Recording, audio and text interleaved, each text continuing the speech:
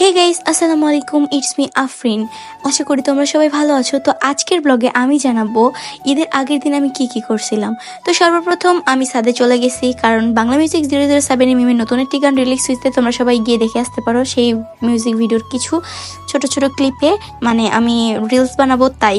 তারপরে ছাদে গিয়ে দেখলাম পরিবেশটা অনেক সুন্দর লাগতেছিল, তো আমার কাছে অনেক ভালো লাগতেছিল। দেন আমি একটা হাই দিয়ে দিছি। দেন আমার কাছে অবাক লাগতেছিল যে আজকে পরিবেশটা এত সুন্দর আর রোদ ছিল। তারপরে ওখান থেকে নামার পরে রেডি হয়ে আমি যাচ্ছিলাম একটা শাড়ি ডেলিভারি করতে অ্যান্ড আমার একটা ফ্যানের সাথে দেখা করতে। তোমরা সবাই জানো যে তোমার আফরিনের উপর একটা ছোট্টখাটো শাড়ি বিজনেস আছে। তো আমি আমার একটা ফ্যান ফলোয়ারের কথা দিছিলাম যে আমি তাকে নিজ হাতে গিয়ে শাড়ি সেল দিব।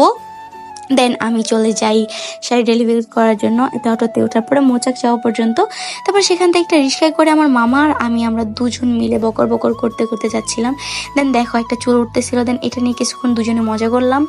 মজা করার পরে আমরা চলেই যাচ্ছিলাম যে আমার কি ফ্রেন্ড ফলোয়ার যেখানে আছে সেখানে। তো পরিবেশটা এত সুন্দর ছিল, জাস্ট মানে আমার কাছে অনেক বেশি ভালো লাগছে পরিবেশটা সেদিনের। তো তারপর যাই হোক আমরা চলে যাই আমাদের গন্তব্যস্থানে। তারপরে সেখান থেকে আমরা অপেক্ষা করতেছিলাম। তো এই যে রিসোর্টটা আছে, এই রিসোর্টটাতে মানে আমি অনেকবার আসছিলাম, মানে এখানে পার্মানেন্ট আগে খাইতে আসতাম। এখানকার ফ্রাইড রাইস অনেক ভালো। তো তারপরে সেখানে দাঁড়িয়ে দাঁড়িয়ে আমি মজা করতেছিলাম অ্যান্ড দুষ্টামি করতেছিলাম আর ভাবতেছিলাম কি করা যায়। তারপরে সেখানে সামনে একটা স্টল দিয়েছিলাম যেখানে শ্যামাই বিক্রি করতেছিল।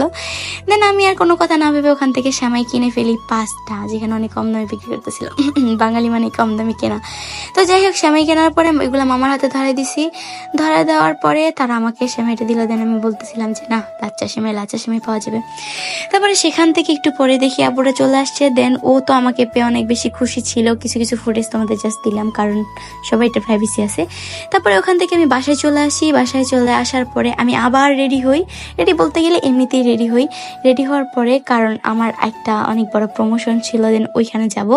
তো ওখান থেকে আমি যে ওখানে কিছু কাজ করি, দেন ওরা আমার স্কিনে কি যেন একটা দিচ্ছিল, আমি এগুলোর নাম জানি না কারণ আমি মেকআপ বিষয়ে খুব কম বুঝি।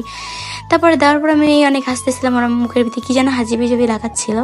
তো যাই হোক এখান থেকে আজকে ঈদের সারাটা দিন আমি এভাবে কষ্ট করছি আর আমার কাছে অনেক বেশি ভালো লাগছে, যেহেতু ঈদের মানে আগের দিন অনেক বেশি ভালো লাগছে। তো আজকের ব্লগটা এই পর্যন্ত। আল্লাহ হাফেজ, দেখা হবে নেক্সট কোনো ব্লগে।